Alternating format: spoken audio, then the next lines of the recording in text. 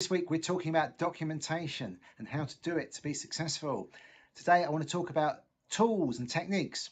Tools. So to get started, you can just use a notebook and pen. You could use Microsoft Word. You could use Excel. You could use Google Docs. The point is you can get started and you're documenting for yourself in this instance. So what do we need to do? We need to start documenting when we first start learning about something, because this is our own personal documentation. And by doing that, we'll actually create something that's not that clear, easy to understand, but it will make sense to us. Don't worry about spelling mistakes. Don't worry about numbering the points. That's not important. All we're trying to do is get down on paper something. So if we put it down, pick it up again, we can remember what we were working on. And that should work when you get used to doing this stuff. That should work 2, 3, 5, 10 years down the line. You should be able to look at your notes and fairly quickly go, it's this. If you've done that and you've got some documents, now we can look at proper tools.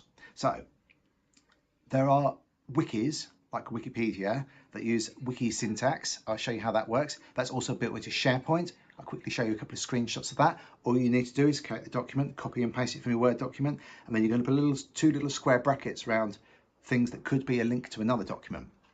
Now, the mistake that often people make with documentation is they think it needs to be finished, but no, it needs to be started.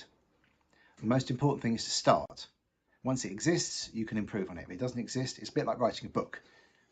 You can't edit a book till it's written. So get writing. Once you've got some stuff, you can need to save it. There's a file naming structure I'll share with you. This document I found that's really useful for IT people, but try and give your documents consistent names. That really helps to find stuff.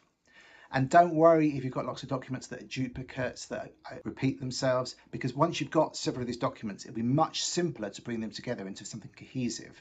So the point at the moment is you're just going to write stuff, step-by-step things, as you're learning it, so you've got some documentation to work from.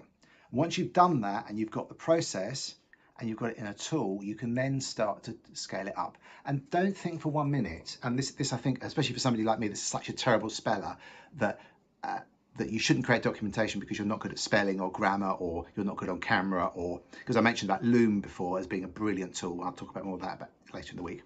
But don't think for 1 minute that because you're not good at these things, you can't create documentation. The point is, you start the documentation, it can be a collaborative approach, and then later on you'll find that the documentation just has a life of its own. It's amazing.